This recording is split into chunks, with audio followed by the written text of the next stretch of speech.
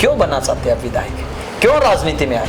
मेरे अंदर एक जुनून है कि मुझे आशीर्वाद मिले, जनता का प्यार और आशीर्वाद मिले, पार्टी का प्यार मिले, आशीर्वाद मिले, ताकि मैं लोगों का ये काम कर सकूं। राजपाला में ऐसी क्या खूबी है कि वो जनता की समस्याओं का समाधान कर देगी? आप इस बात पे कभी मत जाइए कि जो ऊंचे घराने से हैं वो लोगों के कभी काम कर ही नहीं सकते। राजपाला को क्या लगता है कि क्या खूबियां हैं बीजेपी के अंदर जिससे कि वो एडी चोटी तक का जोर लगा रही है कमल खिलाने के लिए? बिना खर्ची पर्ची के नौकरी देना, लोगों को बुढ़ापा पेंशन घर भिजवाना, और युवाओं के लिए बड़े बड़े रोजगार लेके आना। राजपाला को ऐसा क्यों लगता है कि उनकी लॉटरी लगेगी और वो विधायक बन जाएंगी और जनता की समस्याओं का समाधान चुटकियों में कर देंगे? तो हर आदमी का काम, हर का नजरिया अलग है, हर का तरीका अलग है। मैं उन सब से हटके अपने आप को काबिल उम्मीदवार समझती हूँ। दोस्तों नमस्कार, मैं हूं अजय लोहान और आप देख रहे हैं बिंदास हरियाणा। बिंदास हरियाणा के खास कार्यक्रम बिंदास भावी विधायक में आज हमारे साथ बाडड़ा से भावी उम्मीदवार राजबाला श्योराण जी मौजूद है। राजबाला जी, स्वागत है आपका बिंदास हरियाणा में। नमस्कार जी सभी को। जी सभी दर्शकों को हम बता दें कि बिंदास भावी विधायक में राजबाला जी को स्थान क्यों मिला है, टिकट की ये बाडड़ा विधानसभा से प्रबल दावेदार है, उसके पीछे क्या कारण है, सबसे पहले उसी के बारे में हम चर्चा करते हैं। आप 10 साल से कंज्यूमर फोरम की मेंबर रही हैं, बाल कल्याण समिति की भी आप मेंबर रही हैं, परमानेंट लोक अदालत में 5 साल तक आपने अपनी अतुल्य सेवाएं दी हैं और इसके अलावा जनता की समस्याओं का समाधान करने में आपने जिला पार्षद के मेंबर के रूप में महत्वपूर्ण भूमिका निभाई है। और इसके अलावा अगर हम परिवार की बात करें तो पूरा परिवार बहुत ज्यादा पढ़ा लिखा है और परिवार के तमाम लोग भी वकालत के माध्यम से समाज सेवा को प्रमुखता से महत्व दे रहे हैं। जेठ जी रिटायर्ड जज हैं, बेटा डिप्टी एडवोकेट जनरल है चंडीगढ़ के अंदर, और आपके जो पति हैं वो डिस्ट्रिक्ट बार के अंदर प्रेसिडेंट रहे हैं। ऐसी शख्सियत आज राजबाला श्योराण जी बाडड़ा विधानसभा से टिकट के प्रबल दावेदारों में जो शामिल है वो बिंदास भावी विधायक के रूप में हमारे साथ मौजूद है। हालांकि हम पहले ही कह देते हैं कि भगवान करे कि आपके नाम के आगे से ये भावी हट जाए और आप विधायक बने और उसके बाद हम एक बार फिर ऐसे ही चर्चा करें। लेकिन सबसे पहला और स्ट्रिक्ट सवाल मैडम जी, क्यों बनना चाहते हैं आप विधायक? क्यों राजनीति में आए?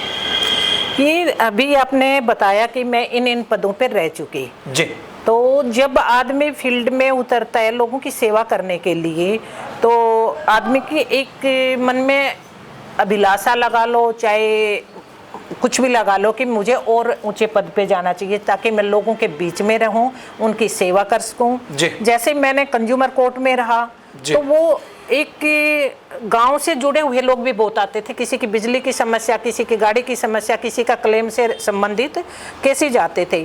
जब मैं फर्स्ट टाइम कंज्यूमर कोर्ट में गई तो मैंने सोचा लोगों के लिए वाकई में बहुत समस्या है जी। तो मैंने अपनी तरफ से उन समस्याओं का निवारण करने के लिए काफ़ी कोशिश की और इसी तरह से मेरा लगाव लोगों की मदद करने में मेरा मन लगा।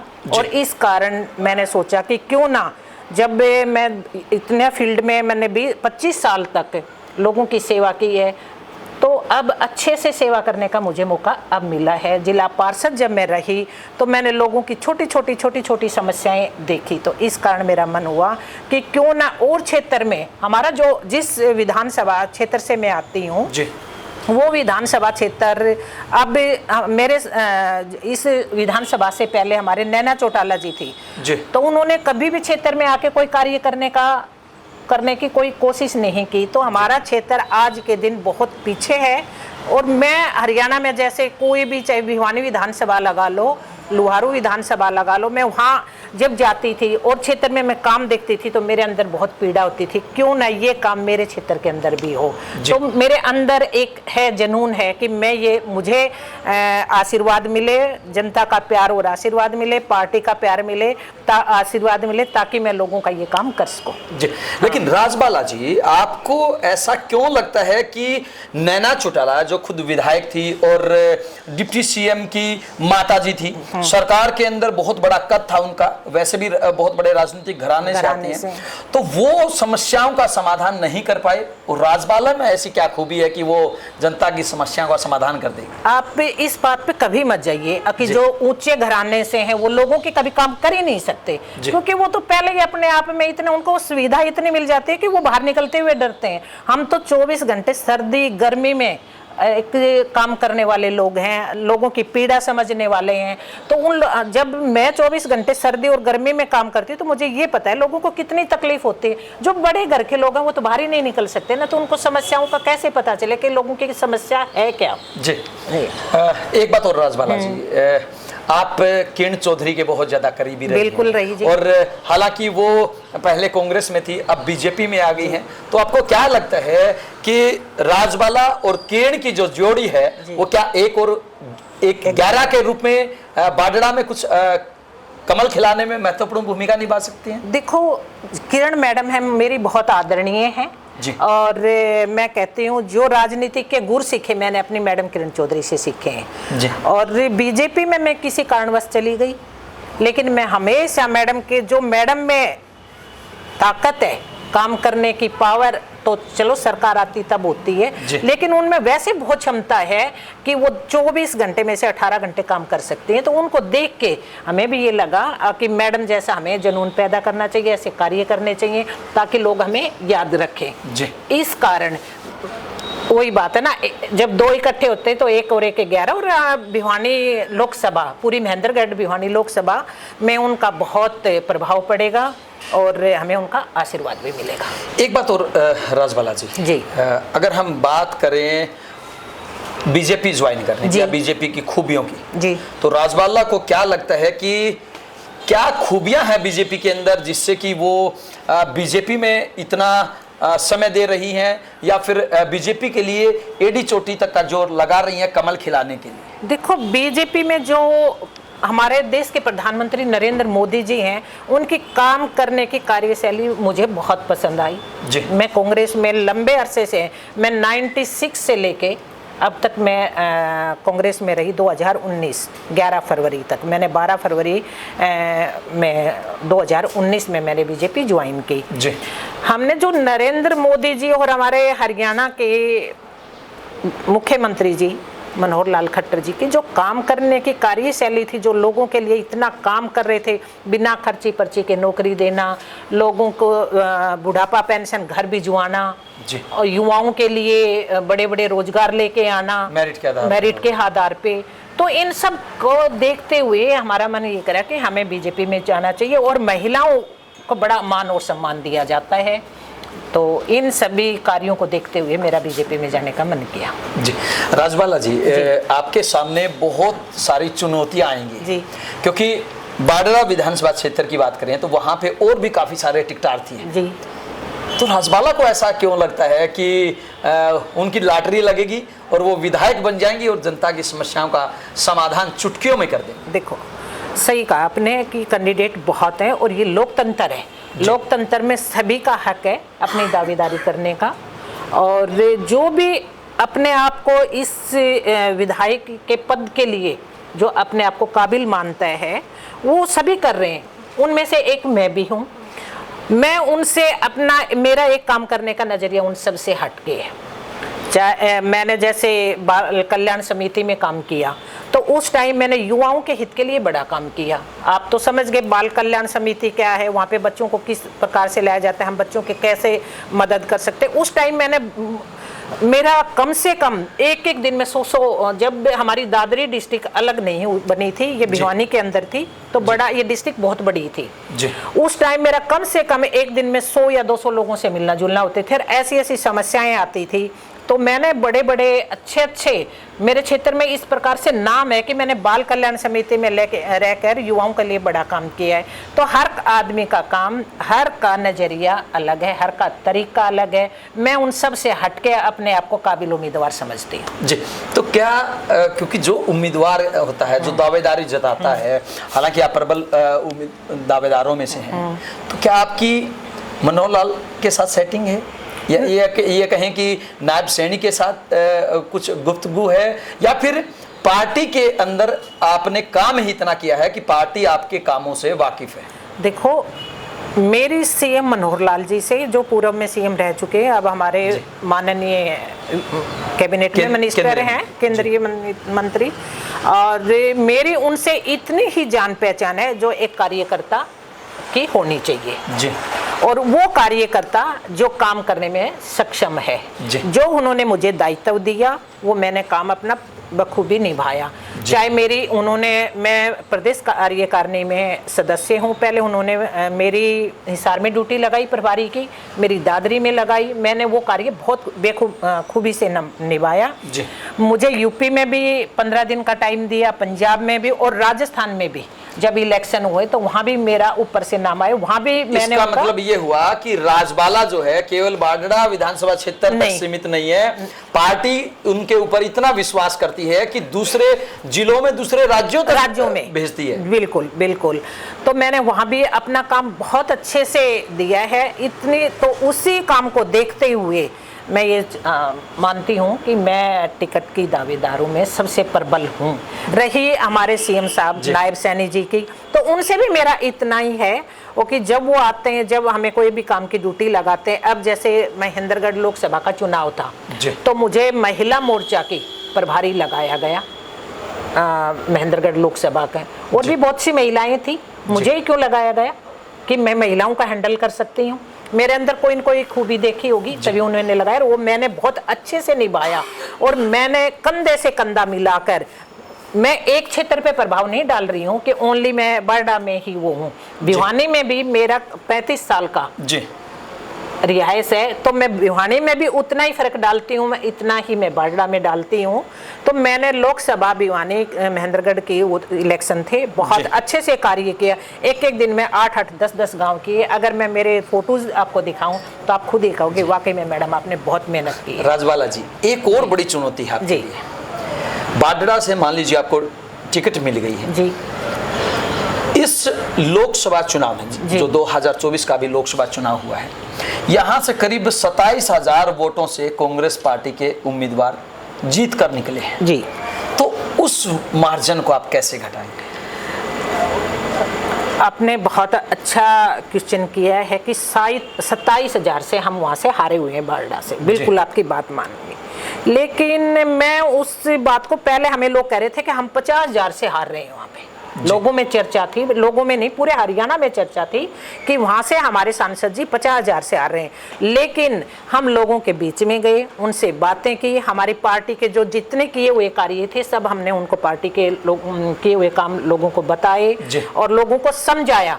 महिलाएं भी 50-50 हैं और महिलाओं ने वोट बहुत ज्यादा किए हैं, और हम महिलाओं को समझाने में कि महिला के 2 काम होते हैं, वो बाहर पुरुष बैठते हैं उनसे भी उतना ही काम ले सकते हैं और महिलाओं से भी, तो इसलिए हमने बहुत बढ़ चढ़ के काम किया, हमें वोट मिले। रहे 27,000 कवर करने की बात, तो मुझे विश्वास है कि मैं लोगों के बीच में जाऊंगी।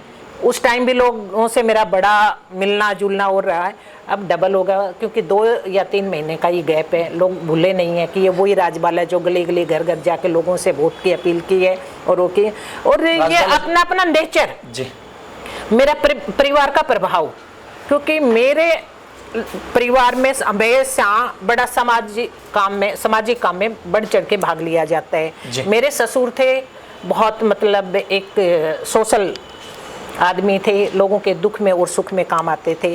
रहे मेरे परिवार की बात, मेरे हस्बैंड की बात, वो एक वकील है, तो लोगों से मिलना जुलना रहता है। किसी का काम हम बिना शुल्क के भी करते हैं, कभी भी आदमी शुल्क लेके काम करेगा उसकी कोई इज्जत नहीं करेगा जी।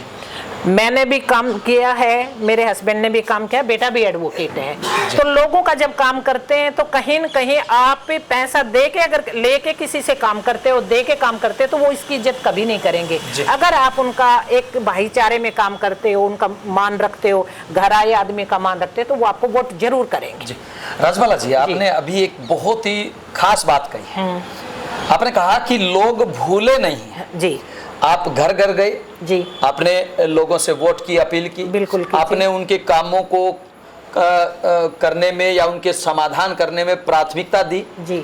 लेकिन बाडड़ा के लोग वो भी नहीं भूले हैं जब उनके ऊपर किसान आंदोलन में लाठियां भांजी गई थी। आपकी बात बिल्कुल है, वो भी नहीं भूले हैं, लेकिन कुछ परिस्थितियां ऐसी होती हैं जी। टाइम के तो क्या साथ। आपने अब उनके साथ एडजस्ट कर लिया है, क्या उनको समझा दिया है? नहीं। क्योंकि ये बड़ा क्वेश्चन बनता है, बड़ी समस्या बिल्कुल आती यहाँ पे है। देखने को और मिली।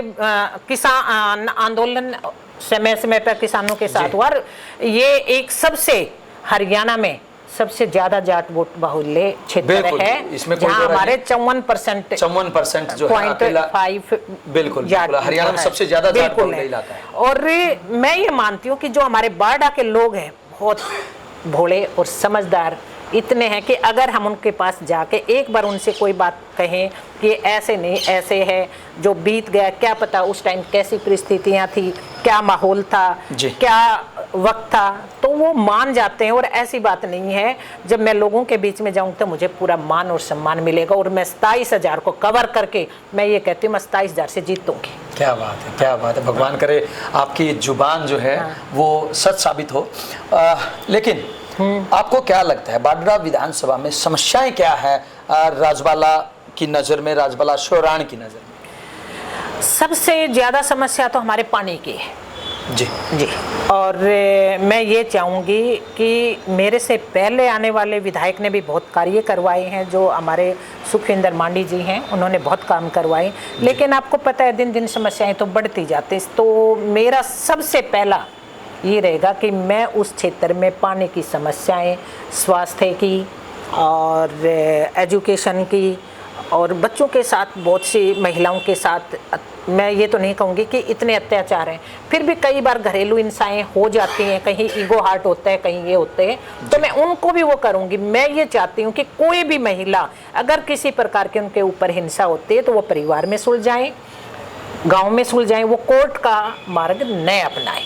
जी हाँ। चलते चलते बाडरा विधानसभा क्षेत्र की जनता जो आपको सुन रही है, पूरा हरियाणा जो आपको सुन रहा है, तमाम लोगों से क्या अपील करना चाहूँगा? मैं सभी से हाथ जोड़ के यही प्रार्थना करूंगी कि मैं और मेरे पति और मेरे बच्चे और मेरा परिवार हमेशा पब्लिक के बीच में रहे। मैं आपको थोड़ा सा परिचय मेरी फैमिली के बारे में दे दूं। मेरे पति वो 45 साल के आसपास से प्रैक्टिस करते हुए हमेशा लोगों के बीच में रहते हैं। वो बार के प्रेसिडेंट सेक्रेटरी भी रहे हैं, लोगों से हमेशा मिलना जुलना रहा है। मैंने भी इतना साल जिला पार्षद रहते हुए भी लोगों की मैंने बड़ी सेवा की है। तो मेरी यही हाथ जोड़ के सभी से यही प्रार्थना रहेगी कि अगर मुझे संगठन या शीर्ष नेतृत्व टिकट दे के बारडा क्षेत्र के बीच में भेजता है तो मुझे पब्लिक आशीर्वाद दे और अपना प्यार दे और अपना मत दे और जिताकर मुझे चंडीगढ़ में बिठाने का काम करे, ताकि मैं जो भी विधानसभा क्षेत्र में समस्याएं हैं उनको सुलझाने का काम करूं। मेरी ये बहुत इच्छा है। जैसे हमारे क्षेत्र के साथ लगता लुहारू क्षेत्र है, जहाँ पर कृषि मंत्री जयप्रकाश दलाल जो आजकल वित्त मंत्री हैं, उन्होंने बहुत अच्छे कार्य किए हैं। तो कई बार मेरा मंच पे बैठने का भी मौका मिला, लोगों का सुनने का भी मौका मिला। मैं जनसंवाद में भी कई बार गई हूँ। तो एक बैठी बैठी मेरे अंदर एक पीड़ा होती थी। इस क्षेत्र में मुझे खुशी है, उस क्षेत्र में काम हुआ, लेकिन एक पीड़ा ये थी कि मेरा क्षेत्र जो बाडरा लगता है, जहाँ से मेरी ससुराल है, वहाँ जहाँ से मैं बिलोंग करती हूँ, मेरे अपने लोग रहते हैं, तो वहाँ पे बहुत सी समस्याएं हैं। ना रोड का है, ना कुछ ऐसा रोजगार है जहाँ बच्चे हों। अब उन्होंने तो मिल्क प्लांट लगाया, कहीं कृषि की वो यूनिवर्सिटियाँ बना रखी हैं, कहीं कुछ मछली पालन बहुत से लोगों में मैं कह रही हूँ इतना कार्य किया है। शायद हरियाणा में पहला क्षेत्र ऐसा है कि जो इतने कार्य हुए हैं। तो मेरे अंदर भी एक पीड़ा है कि ताकि भगवान मुझे ऐसा करे कि एक बार टिकट दे तो लोगों के ये काम मैं करूं, ताकि मुझे याद रखें और कि कोई ऐसी महिला बनी थी और उन्होंने कार्य किया। अब मैं एक छोटी सी बात आपको बता दूं, मैं जब जिला पार्षद बनी तो ये मेरा परिवार का मान और सम्मान था, जो हमने लोगों के सेवा की, सदा सामाजिक कार्य में बढ़ चढ़ के हमने काम किया। तो मैं फर्स्ट टाइम खड़ी हुई, फर्स्ट टाइम, जबकि बहुत ज़्यादा कंटेस्ट था। जिस मेरे गोत्र से मैं हूँ, शोरान से, वहाँ से 4 शोरान खड़े हो रहे थे, लेकिन मैंने सभी से हाथ जोड़ के एक अपील की, मुझे अकेले शोरान खाप से जरूरत नहीं, मुझे 36 बिरादरी के वोट चाहिए, और 36 बिरादरी ने मुझे वोट दिए। उसके बाद मेरे हस्बैंड एक एडवोकेट है, बेटा एडवोकेट है, कभी भी उन्हें प्रतिनिधि के तौर पे गए, कभी थाने में फ़ोन करना या पंचायत में जाना कभी नहीं गए। वहाँ मैंने काम किया, चाहे आप जाके मेरे बारडा में पूछ लो, लोग ये कहेंगे ये महिला नहीं पुरुष के दम पे काम करती है। मैंने इतना थाने में रह के भी लोगों के काम करवाए हैं बिना, अब मैं कुछ, मेरे पास कोई पद नहीं है, मैं अब सिंपल कोर्ट में जाती हूँ, अपने एडवोकेट का काम करती हूँ। अब भी लोगों की समस्याएं आती हैं तो मैं थाने में फ़ोन करके उनकी समस्या का समाधान करवा सकती हूँ, इतनी क्षमता मेरे अंदर है। जी बिल्कुल, इतनी क्षमता आपके अंदर है। ये थी राजबाला शोरान, जो कि बाडड़ा विधानसभा क्षेत्र से टिकट की दावेदार हैं। प्रबल दावेदारों में इनका नाम शामिल है और इनकी तरफ से ये भी दावा किया जा रहा है कि आने वाले 2024 के विधानसभा चुनाव में अगर बाडड़ा विधानसभा से कोई कमल खिला सकता है, बीजेपी को कोई जिता सकता है, तो उसमें सबसे महत्वपूर्ण और सबसे अग्रिम पंक्ति में सिर्फ राजबाला शोरान ही निभा सकती है।